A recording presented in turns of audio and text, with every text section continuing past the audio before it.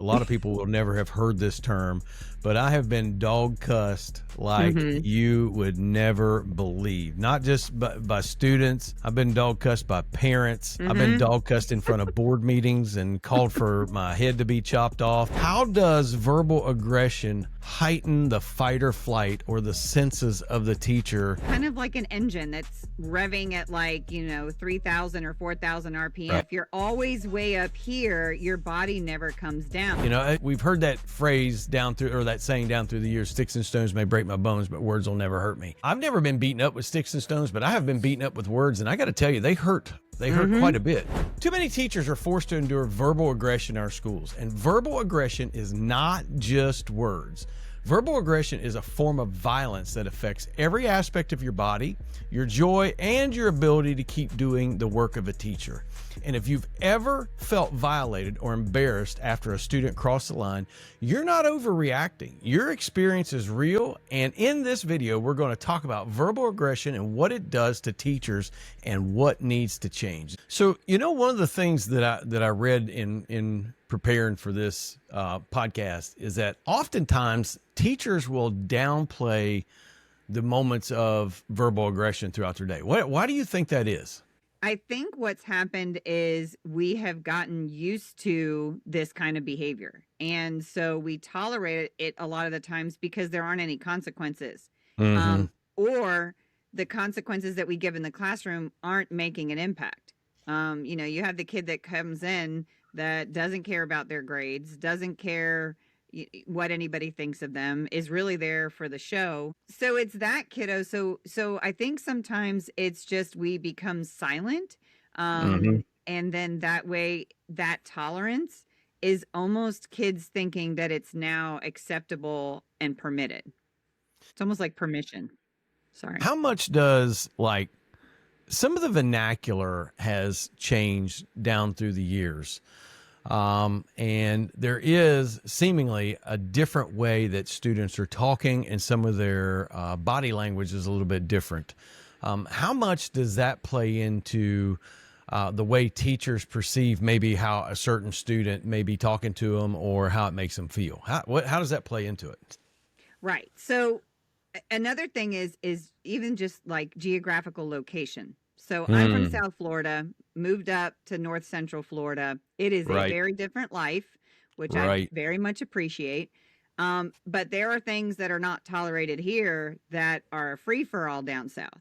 Right. So it's actually interesting too when you look at where you are and not just what's going on. But you know me, and you know what I'm going to talk about, and you know I'm going to bring up the fantastic phone and social media, right? I think there's a lot of influences on kids' behavior, and it goes back to when they cross the threshold into your classroom, what are we establishing? One of the things that can oftentimes be a struggle, in particular, whenever you have in high school large male students and small female teachers, is that oftentimes it's the laugh of being uncomfortable and trying to protect yourself. Instead of coming back at them maybe in the way that you would, you want to protect yourself because you're afraid of what they might do. Do you think that plays into how teachers react sometimes?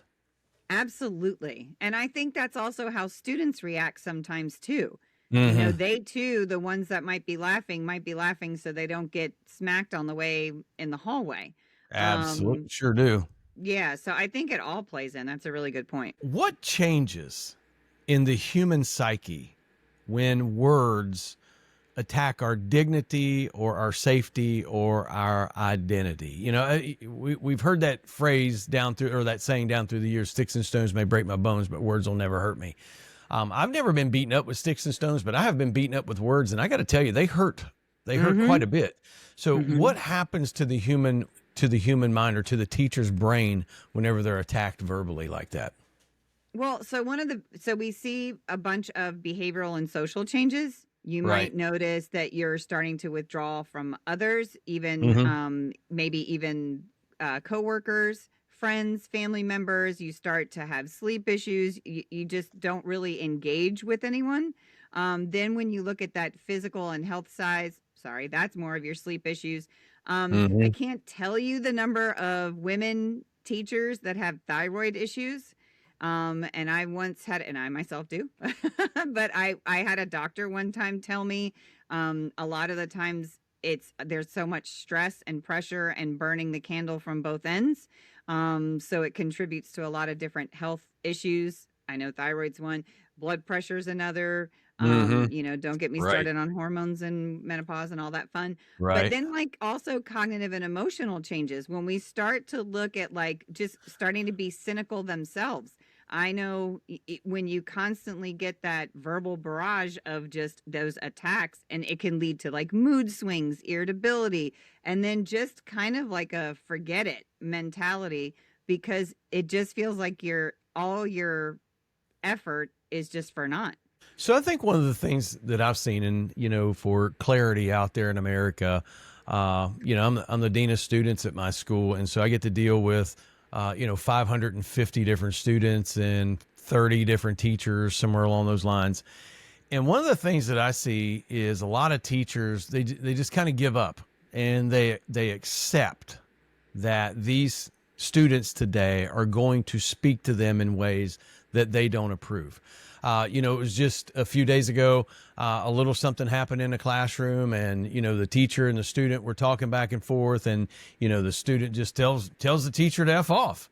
And I thought to myself, I would have never ever thought that I could tell a teacher that and that it would be okay.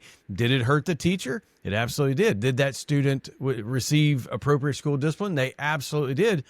But the fact that that student felt empowered enough to speak to that teacher in the way that she did, I find it to be a problem. And so maybe you can help me beyond social media. What's causing the empowerment of these students to speak to teachers however they want? Is it the example that they see from their parents? Is the example that they see in society? Is it the crap that they hear on the news? I mean, what is actually going on, do you think? So definitely I would want to talk to the parents, which I probably would then be told to F off as well. Because we know that's happened, right? Yes. So definitely looking at the family, and it's not always parents. So a lot of our kiddos are raised by other family members, or sometimes people that aren't even related to them. We're seeing a lot of that. There's a lot of brokenness. And then when it does we look at social media, everybody Right. wants that YouTube video. I mean, that TikTok video, record me, I'm going to go do this. We see that a lot. And then just trying to catch up with their peers, who's top dog, and watch what I'm going to do. And we see a lot of that. So again, it goes back to kind of school climate, and then we can't always control school climate. We can do what we can, but that's when your classroom, your queendom or kingdom, can be more of the climate that you Sure. want it to be. Sure. One of the things that I ran across some time ago, whenever I was doing some sort of leadership study or another, it's called the power of the second leader. In other words, there are things that are just like they're off limits, they're like taboo, and then somebody goes and does it, right? Somebody takes action on it, and nobody thinks much about it until the second person goes and does it, and then all of a sudden it just kind of normalizes it all across society. And I feel like that's exactly what we're seeing in the classroom. Is we do see videos that go across the news. We see them on TikTok, we see them on YouTube, we see them in all kinds of different places, of students in the middle of class, cursing their teachers out, or making fun, or trying to rage bait teachers, which is a new thing on TikTok nowadays. And I think they see that.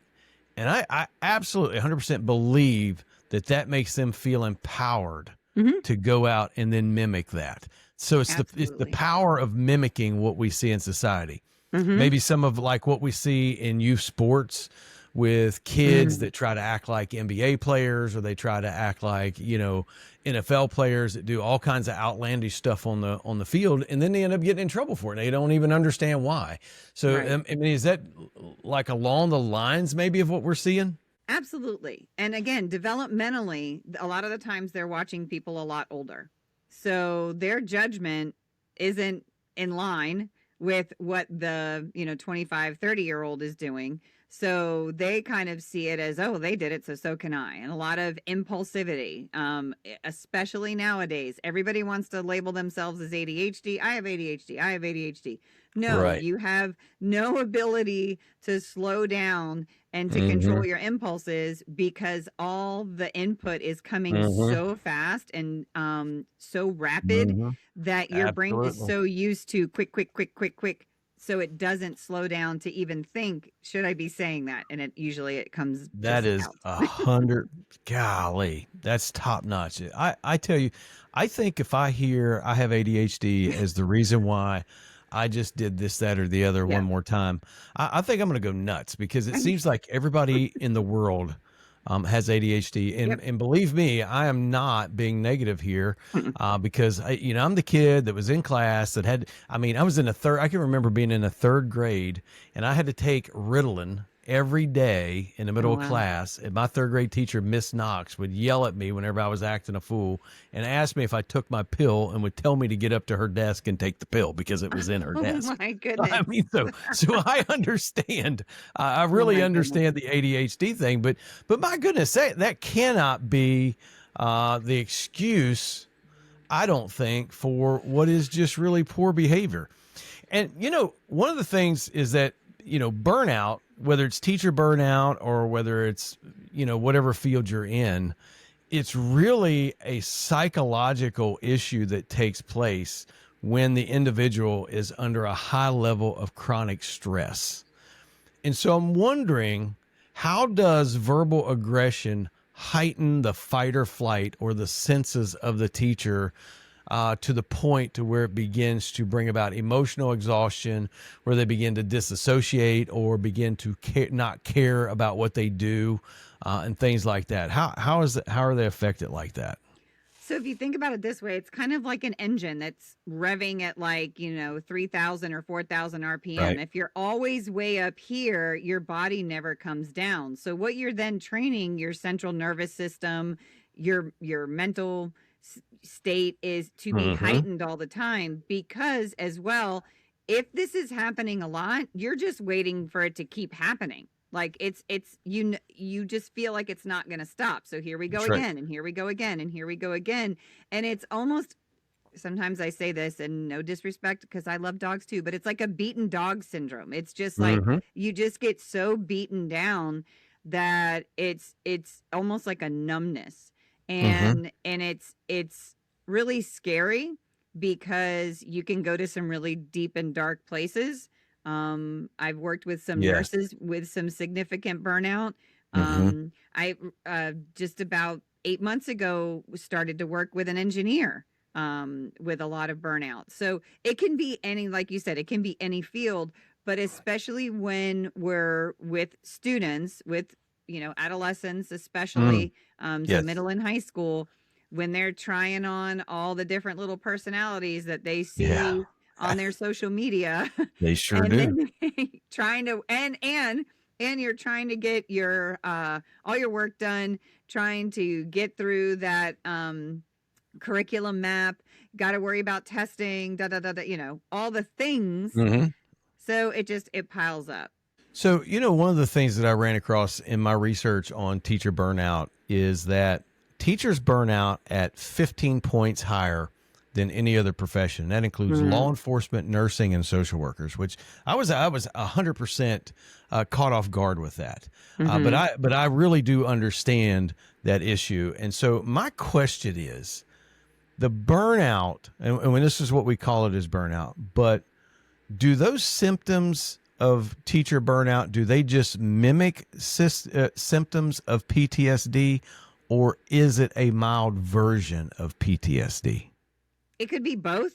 It just depends on the person and their experience. But yes, it is extremely similar to PTSD. And that is, we see the anxiety go up, the depression go up. I Mm-hmm. mean, we see all the things that come with it. Then we can also see the patterns. So that might be generalized. So for instance, it might be a certain time of year that something really bad might have happened. So then that brings that up. And then that person can start to feel that stress all over again. So I think this will eventually get to this talk, but the biggest thing, first and foremost, is really being in touch with how you are feeling. It's Mm, not just, you can't keep stuffing it and you can't keep excusing it, because it will come back that's up, right. whether it's going to impact your social life, your professional Yeah. life, your mental health, Hmm. your physical health. It Yep. will come up. So it's important to talk about it. So one of the things that I've been focusing on lately in some of the content that I make is learning to see the warning signs in your Hmm. body and in your, maybe even in your reactions. You know, are you starting to snap at people? Hmm. Are you feeling exhausted even after getting a good night's sleep or even after a long weekend? Do you feel like hazy, like foggy in the brain Hmm. from like decision fatigue and things of that nature, and understand learning how to recognize those signs. And one of the things that I say is that we can build micro resets like into our day, even and into our week, 3 to 5 minutes a couple of times a day, or, an hour during a week or something like that. How do micro resets like that help us? Where we take maybe some breathing exercises and maybe we do a little bit of, maybe we do some stretching or, some shoulder rolls or stuff like that to try to get some of the tension out of our body. How does a micro reset help? So when you think about the brain, it believes whatever you tell it. Okay. The subconscious is not going to say that's not true and try to prove otherwise. It's going to Hmm. believe the input. That's So right. if you keep telling it how bad it is, how stressed you are, how Mm. exhausted you are, etc., it's going to believe Hmm. we are in a state of crisis, and therefore your entire body is going to be in that fight or flight mode. Like, are we Hmm. running? Are we just, what is happening? Or are we are our fists up? And I know, I think it was like a year and a half ago, you even came to me one time because you saw me kind of snap, and it wasn't I a did. snap. It was, and it wasn't like this big overt thing. It was kind of like I can't deal with that right now thing, Hmm. which I never do with kiddos. And you Yeah. said, okay, whoa, something's wrong. Yep. And Yes. Yes. I And wasn't being honest with myself. no, yeah, and I think we all get right there. And I Hmm. remember that just like it was yesterday, Hmm. because that particular issue, that's the kind of issue that if we overlook in a moment like that, and this is where it's really dangerous as a teacher, that's the type of issue that costs you your teaching certificate, even your Hmm. freedom if you're not careful. Hmm. It's not that don't misunderstand. Doc Pinder wouldn't do anything, crazy, but she was overlooking. Yes. Okay. Hmm. And that's what happens to us. And that's why these resets are really important. So, for all of you out there listening, if you're teachers, jump in here, drop us a question or make a comment, tell us that we're crazy, whatever it is. But more than that, down in the description box, there's all kinds of free resources for you down there. Go down there and grab them. Doc's website's down there, her YouTube's down there. All of my free resources are down there. So, jump down there and grab them. They're free, they're 100% free, and they're always free. So why do you think that this type of behavior is showing up like right now at this particular period in time? Because 10 years ago this would have been taboo. Hmm. Clearly in the 70s and 80s, whenever you and I went to school, this would have never have happened. And if it did happen, I think we'd have got manhandled by our teachers. Hmm. So why is it just now coming about? Why are we seeing such an uptick in it? So we've been tolerating this, and slowly but surely it's been growing. Um, there's been a lot of freedoms given with lack of consequence. And again, I know I'm beating this dead horse, but with social media and getting their faces out there, or getting their story, or as many clicks and likes Hmm. as they can get, that is the way that kids are justifying their value and their worth in the Yep. world, for the kids that are really enmeshed in social media. Social media is a big deal, and it does cause trends. I mean, our bathrooms have been destroyed Oh, down through the years, yes. because of social media trends. But the number one thing that I see as a dean of students is that in almost every single case, the students who are aggressive, either physically towards teachers or verbally towards teachers, Hmm. are students that have IEPs. These are not students necessarily that are EBD, emotionally behavioral disabled, but they are IEP students. And what has happened, in my opinion, is that those students from a very young age in their elementary days were able to get away with at school horrendous behavior. They were protected by their parents, and now they're in middle school, upper middle school, or high school, and they're unstoppable. And that's exactly what happens, is that these things can't be taken care of because of the way IDA is written and how you have to deal with students with IEPs. And I don't want you to misunderstand, not dogging on IEPs. My son had an IEP, okay, because he couldn't read. He was dyslexic.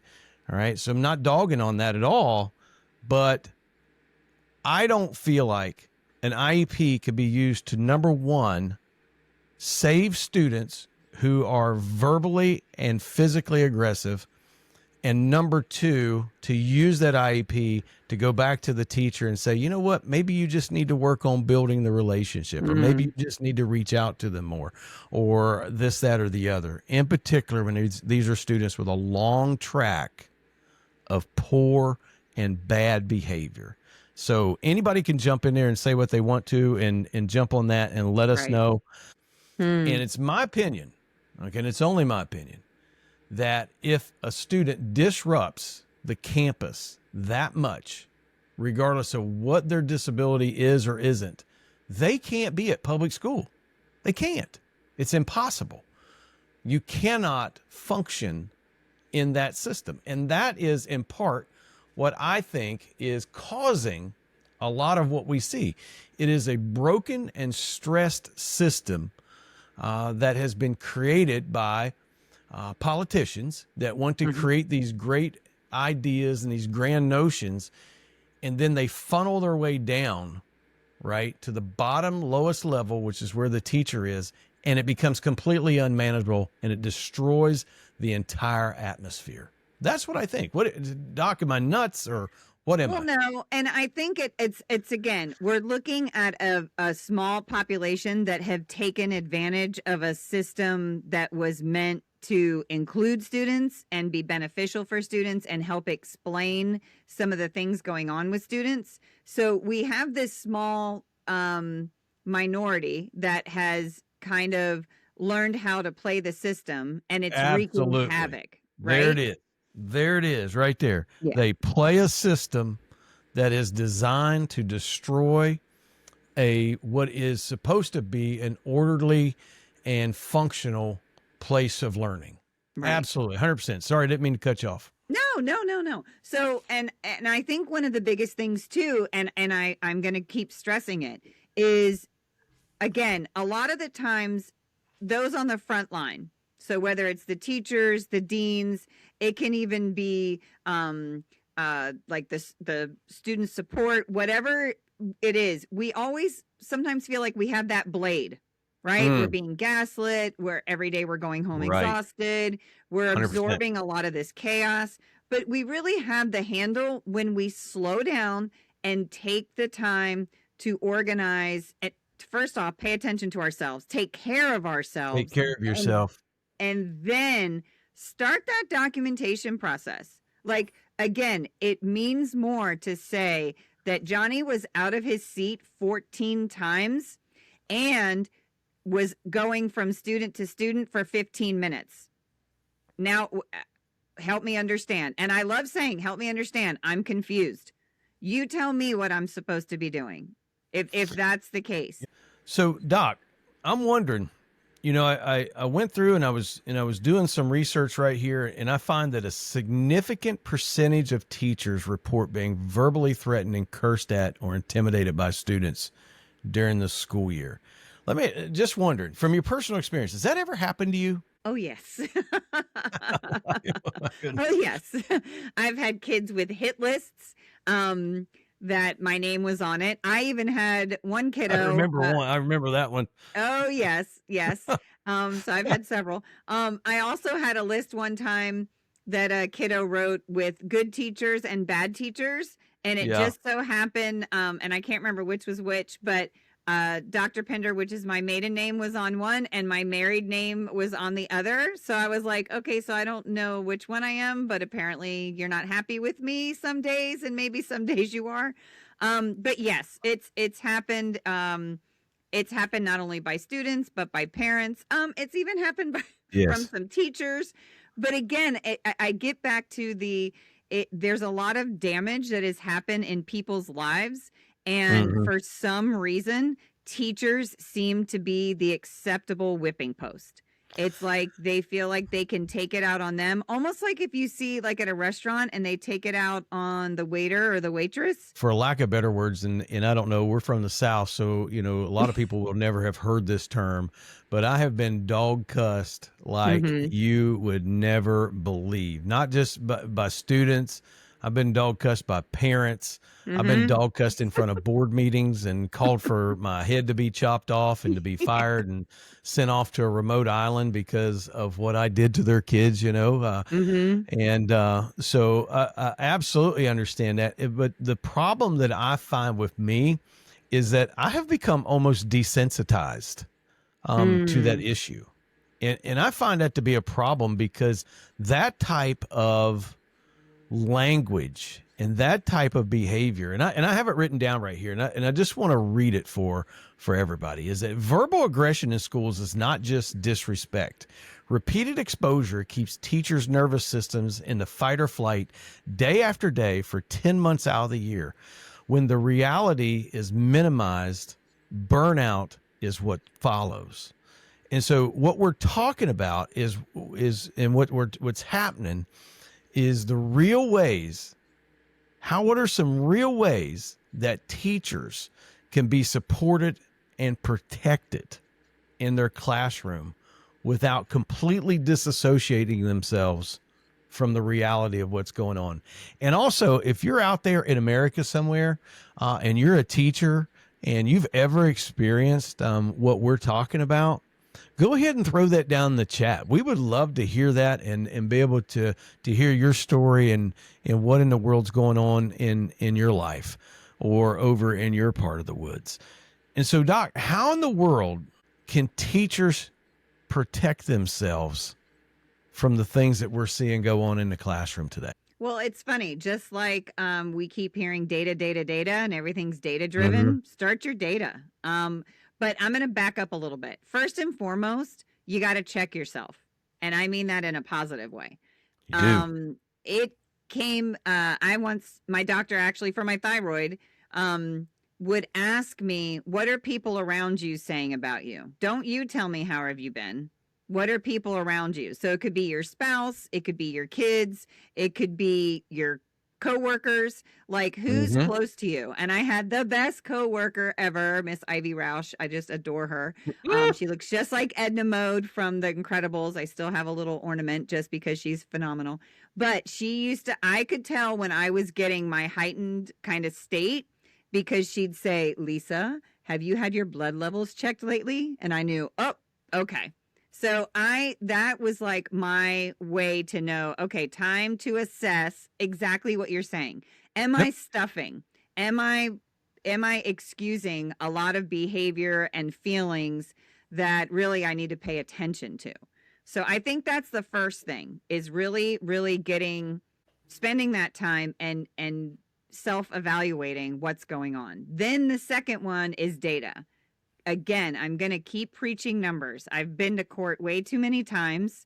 Yes. I've been in very hostile meetings, and those numbers speak volumes. It They sure changes do. facial expressions on everything, on parents, on advocates, on Yep. judges, on everybody, because you're showing the impact it's having. And it's not personal. It's not this kid is horrible. It's this is what's happening. That's right. And it puts That's it right what's back in their lap. so it 100% does. So, one of the things that we talk about all the time is setting boundaries. And you wouldn't think that you would have to set a boundary on whether or not students are going to be allowed to speak to you in a certain way. Mm. But that is 100% a boundary that has to be set. And it's a boundary that I think that educators need to communicate to their administration, that it is not going to be acceptable for this type of abusive and violent language to be directed towards me. And when that happens, there's going to have to be, some form of consequence for that. Now, I know that that can be very scary, but here's what is also scary. The fact that you go home one night and you go to sleep, and while you're sleeping, you have a heart attack because of the amount of stress that you're under. Or you're like me, you wake up one day and the whole side of your face went paralyzed because of chronic stress and burnout. Right. Or because you get into the classroom and you get fed up, and then you go too far, like one or two teachers that I know of did, and they not necessarily hit the student, but they did something that they shouldn't have done, and it cost them their teaching certificate. Yeah. So I think that, as educators, we have to decide which one are we willing to live with. Are we willing to live with an administrator that thinks that we're a problem because we bring these things up, or are we willing to live with the cost to our health, to our relationships, and even to our professional standing as a teacher because of what's going on? And I just feel like we got to draw boundaries. So for everybody out there that's kind of watching, I'm just going to bring my screen up right quick, if that's okay. And right here is a resource that I created some time ago. It's about reclaim your limits. It's about setting boundaries. This is free. It's 100% free, and it's always free. You can go right down the description box. There's a link for that down there, but it's kind of cool. I don't know. It just help you kind of work through your boundaries. I'm just letting you look at it right here. It is 100% faith-based because everything that we do right here is faith-based. And this is really cool because it's personal boundaries, relational boundaries, professional boundaries. And those are three important topics or three important areas in the life of the educator, I think. And so jump down there and grab that. Also, if you haven't already, if you're just brand new right here, we appreciate you dropping in. And this is Teacher Talk, and we are live every Sunday night at 7:00. Sometimes Doc comes, sometimes she doesn't. She has a busy life because we live in Florida, and she likes to go to Universal all the time. I don't know what it is. She goes down there, and she spends all this time down there. So we appreciate her being here. But we want to invite you to always come out and be with us at 7:00. All kinds of interesting topics. And once again, if you want to jump in here with a question or whatnot, you can do that. But most of all, subscribe to us, follow us, keep up with what's going on. So what does a teacher do?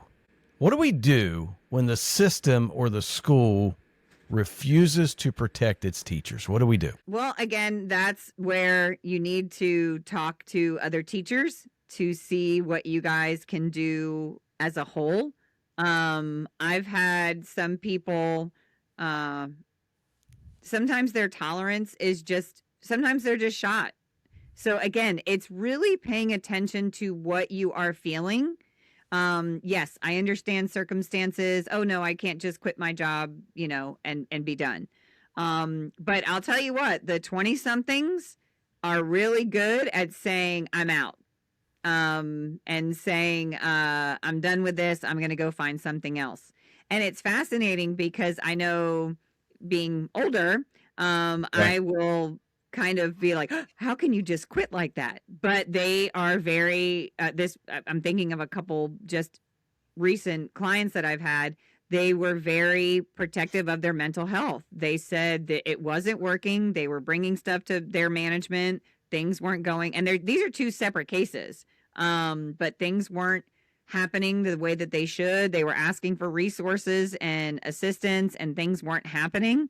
So they just decided to find something else. And that's a huge thing we've got going on in education right now. We are going to have a critical teaching shortage. We always hear that, right? Yeah. It's almost like endangered species. Yes. Like everybody just kind of blows it off at this point. But it's getting so significant that there are not even enough students in college programs for teaching at this moment. That's right. So again, I'm going to go back to protect your peace and get that data and then go back to admin, push it across the table, and help me understand what needs to be done. So let me ask you a question, and this is really for anybody that's watching. Number one, for those that are watching, have you ever made a report of student aggression or student violence and it's just been blown off? If so, tell us about it in the comment. But for you, Doc, what message do teachers hear when they make a report and they're told, just handle it? It's like gaslighting. It is literally negating your feelings. It is crushing. It's making you feel like you're the problem. And it's insanity because, again, we have to look at the system and we have to work together. That's like the one principal that's also on TikTok that I don't know his name and I really should, but I'll look it back up. And he's on a rolling cart. He's like, I am not going to be in my office. I am going to be in the hallways. I'm going to see what's going on. I am here to support my teachers. It's like, yes. I mean, that's such a welcomed response. Just to be, and again, it comes back to that team. Any system, when we look at it, what is going on with leadership? What is the message being sent out, not only verbally, but through their actions? And do you want to be on that team or not? Right. So that, I think that's a huge part, but then I go back to protecting your own personal peace, but really kind of being aware, because a lot of the times we're not aware because we're just running so fast trying to get till December 19th for winter break that we're not really paying attention. I can 100% agree that that's all I'm trying to do is make it one more week. So how does being unheard as a professional, how does being unheard change the way teachers experience their workplace? Yes. So it just contributes to dysfunction and toxicity. And we hear those terms just thrown around so loosely, but they're powerful, powerful terms. And oh yes, favoritism. Sorry, I just saw one of the things in the chat. Yes, favoritism is so fun, isn't it? Don't you love it that when you say something and it's, oh yeah, you should just be handling that, but then somebody else might say something, and I see not only favoritism, but I see fear of I'm just gonna say it. I see fear of union. People who are in the union. Sometimes. I'm not in the union, so it has nothing to do with me. But I see admin that are very afraid of the union. So if a union member says something versus what I say, sometimes it's dealt with very differently than if I say it. Yeah, it does. It gets dealt with differently. It's like there's some kind of a fear that I have to go over here and do what they say because they might file a grievance, whereas this person over here has no representation. So you're absolutely right. So just out of curiosity, what actually helps teachers feel safer and stronger? What would actually work for them? I'm going to go back to awareness on two fronts. I'm going to go back to personal awareness, because that's how we're going to get stronger, is when we're being honest with ourselves of what is sapping the life right out of us. Like what is literally just draining us. So that's first and foremost. And then the second thing is also understanding your safety at your school and establishing that, whether via email, procedural book, whatever. But I always made sure that my class understood of what I was going to tolerate. And if there was a student going off and doing their thing, for one, I'm going to take the audience away. And for two, I'm going to keep everybody safe. Maybe switch those. But I'm going to get everybody outside. And I know I talk about room clears a lot. Right. But it makes us, it keeps everybody safe. And it makes a statement. We are not going to be part of their abuse anymore. I mean, I've had to end IEP meetings that way. Okay, we're done. Everybody out. Like, I'm not going to be talked to this way. And, that's right. And yes, I think it comes with age, but I also think it comes with clarity. And if we're just running through life, right, just surviving, just make it to sunrise, make it to sunrise, make it to sunrise, then 10 years has gone by. I think that I'm going to go back to what we talked about earlier. I think the greatest thing that a teacher can do, all right, is number one, understand that oftentimes you are an island, that Mm. you are the only one that's going to stand up for you. And you have to predetermine and predecide what you're willing to put up with. There you go. All Yep. right. And once you do that, right, now you have something to act on and something to be consistent with. And you have to communicate that, not just to students, but also to those who are above you. So, Doc, how does consistency, how does that matter more than severity? Well, we go back to patterns, right? So if we have, we all have our own patterns. So, and if we have those patterns established, that's how behavior comes about. So if we have a pattern, it's like a slot machine. So I pull the handle and sometimes I get things, but sometimes I don't. Eventually I might just give up. And that's what the kids realize. Like, okay, what can I get away with? What can I get away with? That's the teaching them how to treat us. So one of the things, and I was going to come back to this, but this is the perfect time. I want to encourage everybody to understand their discipline matrix. Like every county should have that discipline matrix. And if you've never seen it, ask for it. I mean, you should be able to understand what happens. And yes, I understand there's some differences and there's some outliers and whatnot, but on the whole, kind of what does that discipline matrix look like? And then consistency is key, just like anything with behavior is consistent. The minute you give in, it's having that 2-year-old in the line at Publix and they always want candy when you check out. Well, the minute, and for 10 times you've said no, no, no, no, no. But the minute you say yes, even if it's just 1 out of the 10 times, now they're hooked. Now they are convinced it's going to happen. So that's kind of the opposite, but that's when it comes back to behavior. So again, we need that consistency so they know we mean business. So say what you mean, say it, mean what you say. Mean it. That consistency better be there, but you don't need to say it mean. That's right. Which is going to be a whole nother podcast for another day because I know we're going on a long time. But if we can take the emotion out of it, out of our delivery, that is a superpower. That is huge. Yeah, and it's very difficult, but it is. But it can be done. It is. I mean, you got some kids spitting mad, up in your face, giving you the what for. It's really difficult. However, if you can do that, you're automatically winning because you will automatically begin to de-escalate the situation. So, Doc, we have had, I don't know how many teachers, we have had a lot of people in here tonight, and there's a few in here right now, and that's okay because hopefully hundreds and hundreds and hundreds of people will get to watch this. What do teachers need to hear right now to keep going? What do they need to hear to keep their strength? It's time to take care of you, period. That's the starting line.